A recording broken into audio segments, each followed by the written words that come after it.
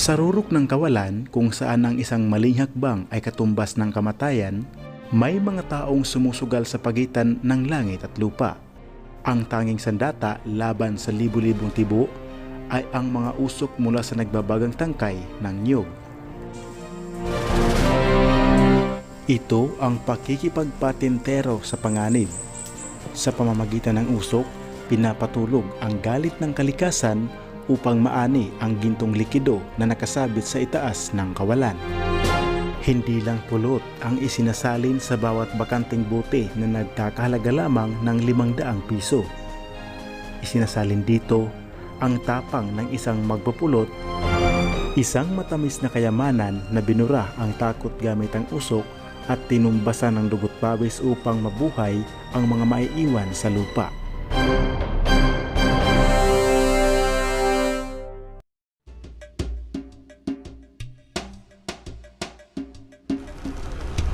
Sa ikalawang pagkakataon, muli kong binalikan ang liblib na bayan ng Matuginaw dito sa probinsya ng Samar. Naulinigan ko kasi na sa bayan na ito, dito nakatira ang isang taong sa mahigit 4 na dekada, ang isa sa kanyang ginagawang hanap buhay ay ang pangunguha ng pulot-pukyutan.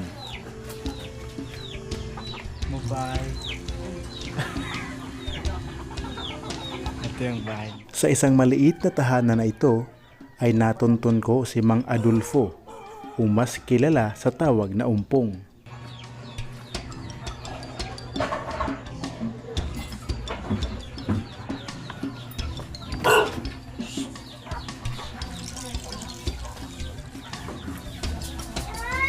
Ito yung mga gagamitan. Hoy! Tidak galak, tidak. Ada mas kuya mo. Alas 6 ng umaga nung narating ko ang kanilang tahanan. At sa umagang iyon, diretso na pala kami sa bundok.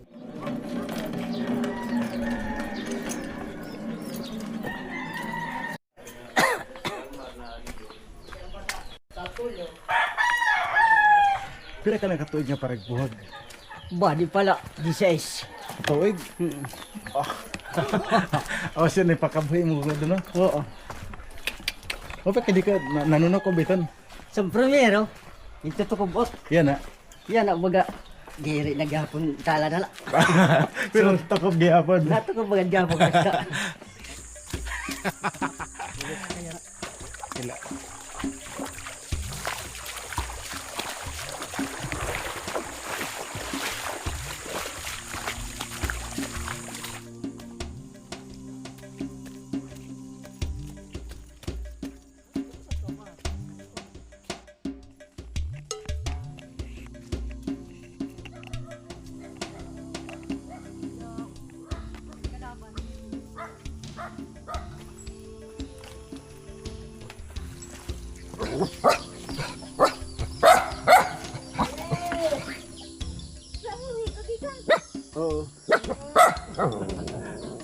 At nung makarating kami sa bundok, naroon ang munting kubo ng kanyang kapatid na siya ring nakapagsabi na may pukyutan daw, hindi kalayuan sa kanilang tinitirahan. Puhag ang tawag kung saan itinataboy ng mga usok ang pukyutan. Ito ang paraan para makuha ang pulot o dugos kung tawagin sa waray. Ano ka nga tuwid nagtikang para puhag? 16 anis pa lang para po. Nagtatay aking pahigara ba nga akong amay. Oo. Kaya para po gara akong tatay. Kasi magurang. Yan, ganyan naman sa ng ilog. Ako na iragay sa liwan. Oo. Hasta nga, 50 ni dinagyan na. Ito naman ang kanyang tinatawag na halugusan. Itinatali sa timba mula sa itaas kung saan ang timba ay may laman ng pulot-pukyutan patungo sa lupa. At sa umagang ito, sasamahan kami ng kanyang kapatid na may alam kung saan naroon ang pukyutan. At ito magurang.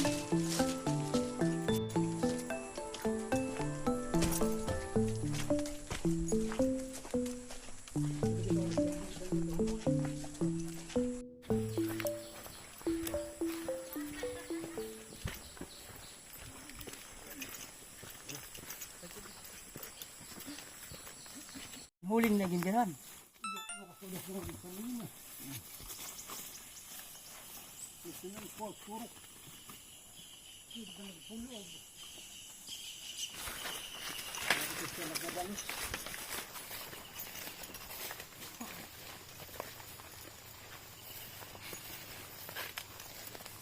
Hide. At makalipas ang mahigit 20 minutos, narating na namin ang puno kung saan naroon nakakapit ang bahay ng pukyutan.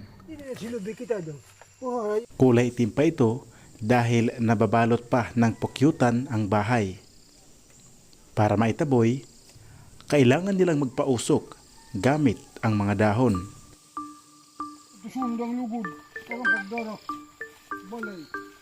Kasunod, nag-ipon sila ng mga dahon na siyang sisindihan para magkaroon ng usok at maitaboy ang pukyutan.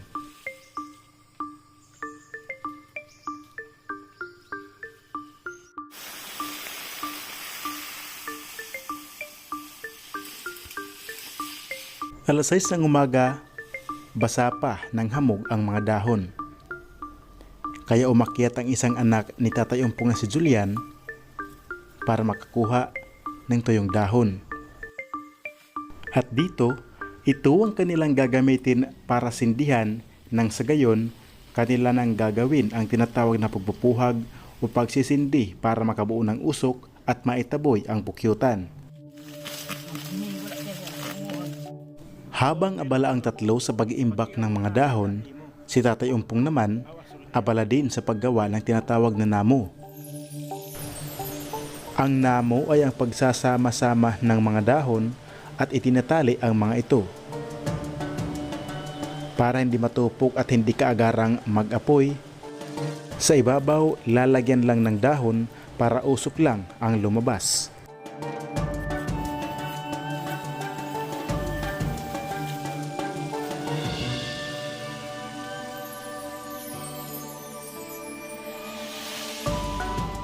Kasunod ay sisindihan naman ang mga inipong dahon para sa pagpupuhag.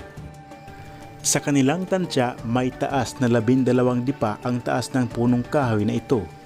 Sa madaling salita, ang punong kahoy na aakyatin ni Mang Umpong ay katumba sa taas ng 6 na palapag na building.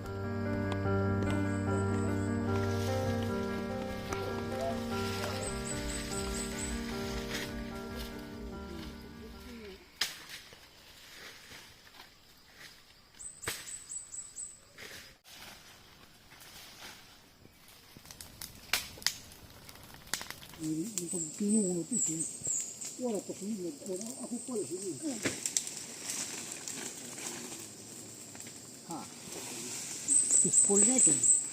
Ang bula. Kaunay na ito. At nung nasindihan na nila ang mga naimbak na dahon, kumapal na at malakas na ang usok sa ilalim ng punong kahoy. Kaya nagliparan na ang mga ito at tumambad na ang puti sa kanilang bahay.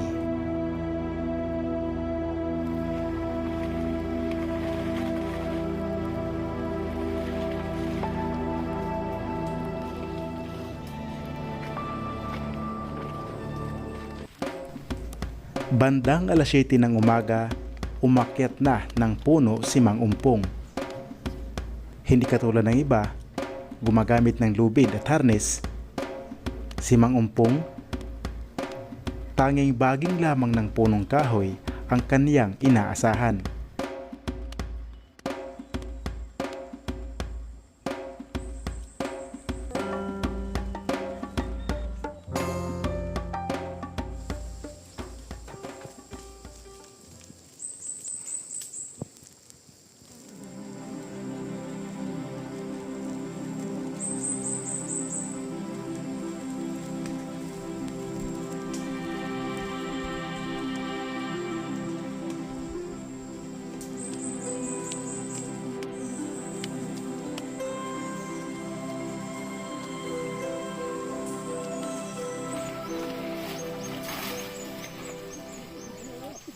mo ng kahorin.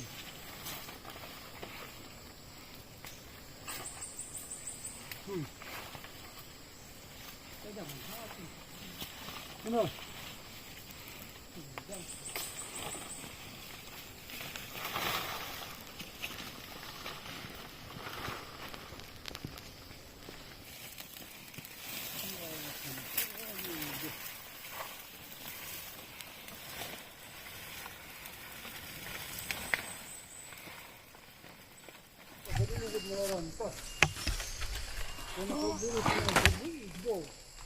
Ya, ikut tidak tuan. Yan.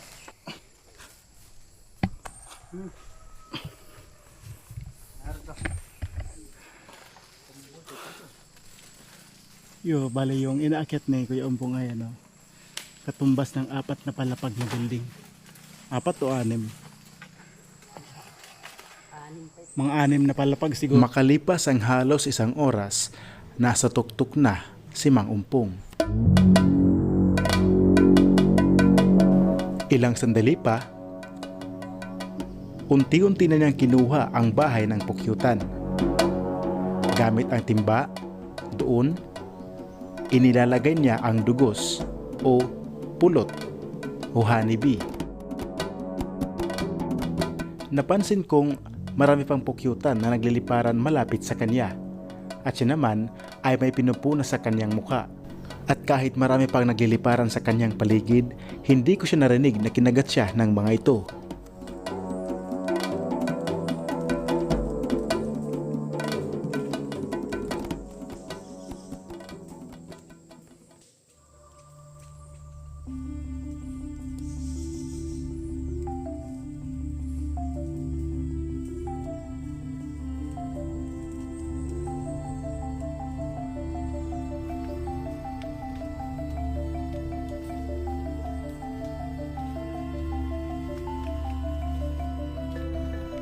At nung makuha ang mga ito, umakyat din ang kanyang anak na si Julian ng maliit na punong kahoy para saluhin ang timba.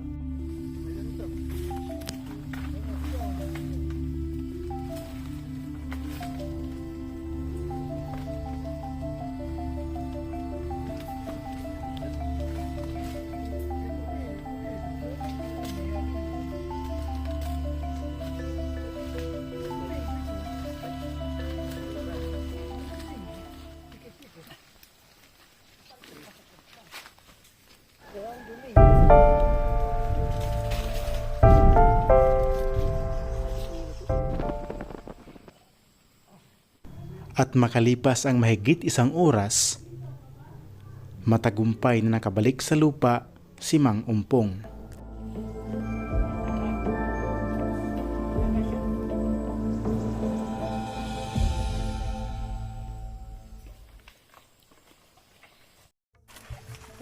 Mag-augong boob, pwede na ko sa inyo. So napansin natin kanina si tatay ay hinilamos na yung dugos. Yung tawagin sa amin. Kaya papahid ang dugos sa imong labi. Para di rin na kumagat. Sumurok na lang. Oo. Ayon kay Tatay Umpong, isang paraan para hindi kakagatin ng mga pukyutan kapag naroon ka na sa mga pulot, ipahid mo sa iyong balat, lalong-lalo na sa mukha ang kanilang pulot para hindi kagatin ng mga ito at mapagkamalangkang parte ng kanilang bahay. Ang nasa loob ng timba ay ang tinatawag na umo o pollen na nanggagaling sa bulaklak. Nectar o ang matamis na likido na nasa ilalim ng mga bulaklak. Pwede makatilaw. At udlan o mga uod na itlog ng mga bubuyog. At ang susubukan kong tikman sa oras na ito ay ang tinatawag na dugos, pulot o honey kung tawagin sa Ingles.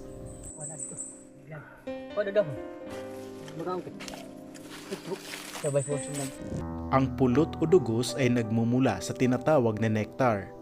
Ito ang matamis na likido o juice sa kailaliman ng bulaklak.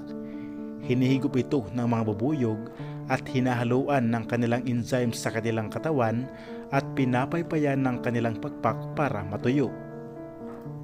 Ang resulta, ang pulot o honey ang nagsisilbing carbohydrates o gasolina na nagbibigay sa kanila ng lakas para makalipad at mabuhay sa panahon ng tag-ulan. Ito naman ang tinatawag na umo, maasim at may konting tamis. Ito ang pinong-pinong pulbos o powder na dumidikit sa binti ng katawan ng bubuyog mula sa bulaklak. Dinadala nila ito sa pugad o bahay, binuburo para maging bee bread. Ito ang kanilang pinakaulam o protina, ang pagkaing kailangan ng kanilang reyna para makapangitlog at ng mga larva o uod para lumaking malulusog na bubuyog. Sa madaling salita, ang nectar o nagiging pulot o honey ang siyang nagiging juice o energy drink ng mga bubuyog at ang pollen naman ang nagiging bee bread o perga ang siyang nagiging kanin at ulam o gatas ng mga batang bubuyog.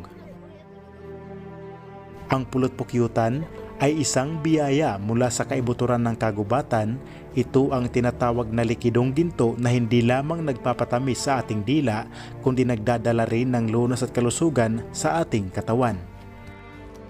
Kumuusa nga paragpuhag, ano tinakamakuri nga partihat pagpupuhag? Okay. Makuri ka dito nga pagon kay matukob. Oo.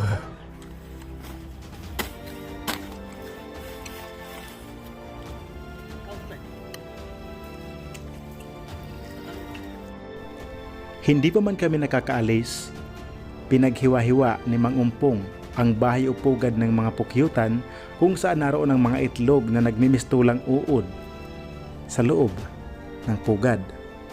At ito ang aming kakainin. Tunog man daw si tumadoy kakarad sa ungod sa balay na alas 6. Tawag kam. Anak ta. Para mas maiba ang lasa, pwede itong patakan ng pulot o honeybee. Tulog ho ba? Magaan. Malubat ba? Uod ang nasa isip ko habang pinapatakan ko ng honeybee ang mga ito. At nang ito aking tinitigan, uod talaga. Pero gusto ko pa rin masubukan, kaya sinubukan ko na. Lamba. Habang ninunguya, napipisa ang mga ito sa aking ngipin. Ang kanyang lasa ay para bang ikaw ay maduduwal. Insurop nga ni Brad. Okay, hangad. Sigang karala kabalik.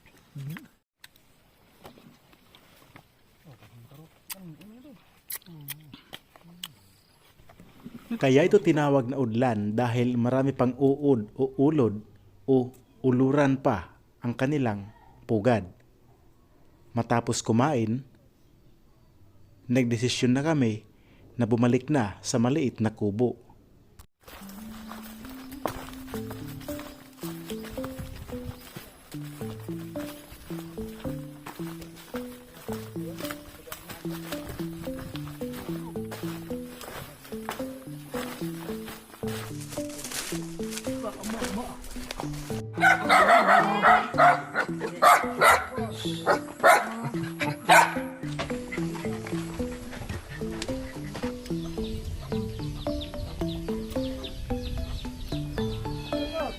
Bago ngayon. Mga pa ho. Ayon kay Tatay Umpong, bawat linggo, ang kanyang hanap buhay na pangunguha ng pulot pukyutan, minsan ay kumikita siya ng halagang 1,500. Adi order.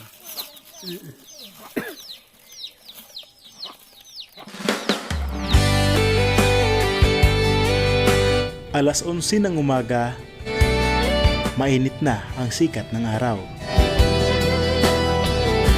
Bit-bit ang timba kung saan laman ang biyayang hatid ng kalikasan. Sa wakas, siya ay may biyayang maiuwi sa kanyang pamilya. May na mapuputi, mga magsasaka na bago sumikat ang araw ay gumigising upang taniman ng palay ang lupa na tuyo. At nung makarating kami sa kanilang tahanan, Ay matagal inutusan ni Tatay Umpong ang kanyang isang anak na si Julius na linisin ang 3 bote na naroon sa kanilang tahanan.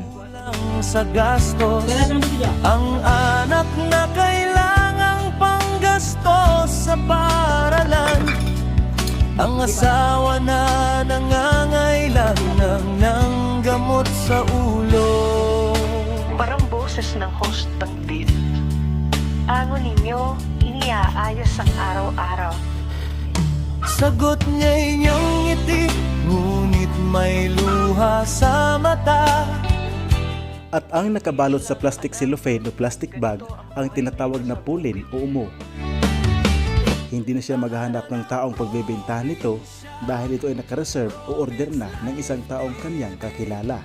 Pinapakita ang totoo ng buhay dito sa probinsya. Ang mga pagsubok araw-araw, ang hirap na At nung nalinisan na ang mga buti, ang pagtitsa. binaliktad ito nang sa gayon tuluyang mawala ang tubig at mawala ang presensya ng tubig na hindi hahalo sa pulot. Tingnan ninyo ito, ang mga tao na nagtatrabaho na Para purong likido ang mailagay sa loob ng bote, kain sa hapang gumamit siya ng strainer sa katawan. nang sa gayon Ito hindi maisama din ang mga parang solid nakaparte pa sa pugad. isip. At ang lahat ng mga natira, ito naman ay ibinibigay niya sa kanyang mga anak at ito naman ay kinakain ng mga bata. Mga mangingis Bawat puno ng bote ay nagkakahalaga ng 500 pesos. ay sira. At sa kaniyang pag-akyat sa Ang mapanganib lambat at ay nakakamanghang kupas, proseso sa paghahanap ngunit buhay, patuloy pa rin silang mahigit lumalabas 2 para buti lamang humanap ulapad ng ng buti na ito isda. ang gintong dagat likido ay na ibiniyaya ng kalikasan. nauubos. Wala pang buyer ang Ang kanyang mga isda naipon ay at pulot. maliit, ang para hindi na siya kita'y mahirapang maghanap. kulang pa rin. Mas minabuti ko nang Ngunit bilhin lahat may ng tatlong kanyang anak mga na nakuha. naghihintay sa tahanan. Kaya kahit pagod, patuloy pa rin silang nagpupumili. Mula dito sa bayan Muli ng ang boses ng Mabuginaw, host, paano ninyo kinakaya? ako po si Aling Antonio Nena, Tabubas ang hirap at ng ito ang buhay dito Province sa Life tabing TV. dagat. Sagot Discoveries, niya'y tiis lang anak. History, May pamilya akong Explore, inaalagaan. and Tokyo Network. Ito ang buhay natin at ito ang aming tahanan ng probinsya. Province Life TV, ipinapakita ang totoo ng buhay dito sa probinsya. Ang mga pagsubok araw-araw, ang hirap na walang katapusan. Ngunit ang pagtitiyaga ay hindi mawawala sa ating tahanan ng probinsya. Tingnan ninyo ito, ang mga tao na nagtatrabaho ng husto upang may makain sa hapag, may maisuot sa katawan. Ito ang buhay natin, totoo at walang kakamalisin. Ang kamera ay isasara na, ngunit ang kwento ay nagpapatuloy. Sa bawat tahanan sa probinsya, may kwento